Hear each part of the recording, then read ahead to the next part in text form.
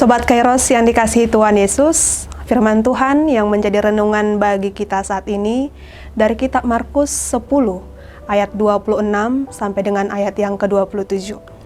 Beginilah firman Tuhan. Mereka makin gempar dan berkata seorang kepada yang lain, "Jika demikian, siapakah yang dapat diselamatkan?" Yesus memandang mereka dan berkata, "Bagi manusia, hal itu tidak mungkin, tetapi bukan demikian bagi Allah. Sebab segala sesuatu adalah mungkin bagi Allah." Demikian firman Tuhan.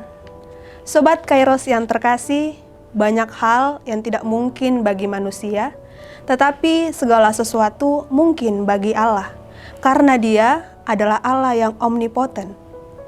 Bagi manusia, suatu kemungkinan yang besar untuk memperoleh kehidupan kekal jika hidup di bawah hukum Taurat dan perbuatan baik. Namun bagi Allah, jauh lebih dari hal itu untuk memperoleh kehidupan yang kekal, yakni dengan hidup percaya dan beriman kepadanya. Nats kita hari ini yang merupakan bagian dari percakapan seorang pemuda kaya raya dan juga soleh dengan Yesus Kristus yang berbicara tentang hidup kekal. Sobat Kairos, hidup adalah sebuah pilihan. Tentu setiap orang memilih hal yang bernilai, berguna, dan berharga baginya. Seperti seorang pemuda kaya raya yang soleh, datang berlari menghampiri Yesus untuk mempertanyakan bagaimana supaya ia memperoleh kehidupan kekal.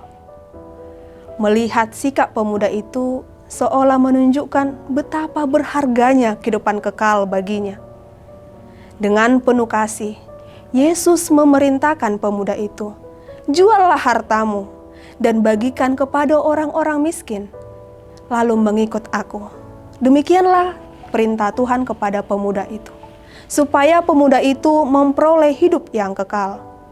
Tetapi apa yang terjadi? Mendengar jawaban Yesus, pemuda tersebut kecewa, sedih, lalu pergi. Sikapnya menunjukkan bahwa ia tidak siap untuk kehilangan harta yang bernilai dan berharga baginya untuk memperoleh hidup yang kekal. Sesuatu yang kita anggap sangat bernilai bagi kita, bukankah seharusnya kita juga harus berusaha untuk mencari cara bagaimana untuk mendapatkannya, bukan? Tapi bisa saja cara untuk mendapatkannya tidak seperti yang kita duga. Apalagi untuk mendapatkan sesuatu yang sangat bernilai dan berharga bukanlah hal yang mudah. Ada kata bijak demikian, "Untuk mendapatkan sesuatu yang belum pernah kamu miliki, maka lakukanlah sesuatu yang belum pernah kamu lakukan."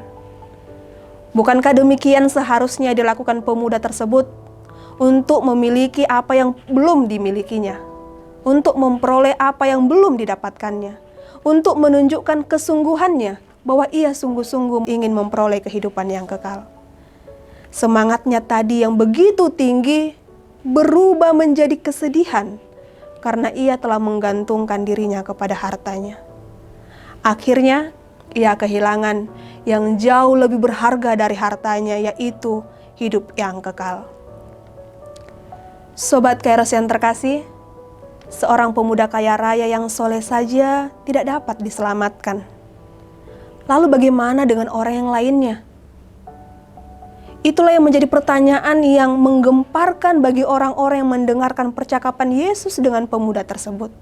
Bahkan juga menggemparkan para muridnya. Melalui renungan ini, kita diteguhkan bahwa sesungguhnya kehidupan kekal ialah anugerah semata dari Allah, bukan karena usaha ataupun perbuatan baik manusia. Meskipun demikian, bukan berarti bahwa perbuatan baik tidak diperlukan untuk kita lakukan. Melainkan marilah kita melakukan perbuatan baik yang berangkat, yang didasarkan iman kepada Yesus Kristus, Sang Pemberi kehidupan kekal. Jangan pernah kita menggantungkan kehidupan kita dengan apapun yang ada di dunia ini untuk memperoleh keselamatan. Namun, lakukanlah segala sesuatu sebagai wujud iman dan keselamatan yang telah kita terima dari penebusan Yesus Kristus. Percayalah kepadanya, maka kita akan melihat yang tidak mungkin bagi kita akan menjadi mungkin bila kita bersama dengan Allah. Hiduplah bersama dengan Allah, maka segala ketidakpastian, segala ketidakmungkinan akan menjadi kepastian dan akan menjadi mungkin bila bersama dengan Allah. Selamat beraktivitas Sobat Kairos, tetap patuhi protokol kesehatan dimanapun kita berada. Tuhan Yesus memberkati kita semuanya.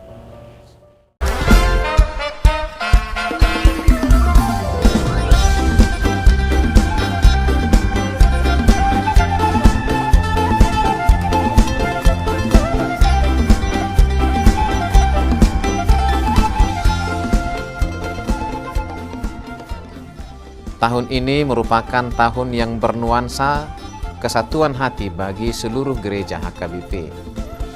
Kita telah menetapkan orientasi pelayanan tahun 2022 sebagai tahun kesehatian di bawah terang tema sehati sepikir dalam satu kasih, satu jiwa, dan satu tujuan dari Filipi 2 ayat 2. Dan subtema mewujudkan kesehatian dan kesetiakawanan bagi gereja, masyarakat, dan bangsa. Panitia Tahun Kesehatian HKBP Distrik 8 DKI Jakarta telah ditetapkan menjadi organ pelayanan dalam mewujudkan persekutuan, kesaksian, dan pelayanan yang semuanya diikat dalam satu kasih, satu jiwa, dan satu tujuan. Kesatuan hati dalam persekutuan, kesatuan hati dalam kesaksian, kesatuan hati dalam pelayanan bukan hanya membina soliditas internal semata, namun juga menyangkut relasi, hubungan yang baik dengan dunia luar kita. Maka untuk mewujudkan kesehatian yang nyata dalam kehidupan warga gereja, Panitia Tahun Kesehatian HKBP Distrik 8 DKI Jakarta berkomitmen untuk berkarya dalam program-program kreatif dan relevan dan bernilai tinggi untuk menguatkan visi dan misi kerajaan Allah di dunia ini.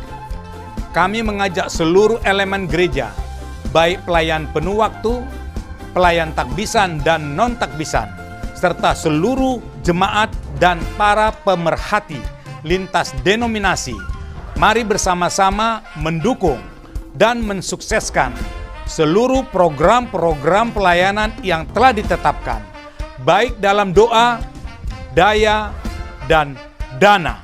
Semuanya akan menjadi persembahan yang hidup bagi Tuhan untuk memperkokoh persatuan yang hidup dan saling melayani di tengah kehidupan yang penuh dinamika ini. Marilah saling mendoakan, saling menopang, serta bertolong-tolonganlah menanggung bebanmu. Demikianlah kamu memenuhi hukum Kristus. Horas, horas, horas.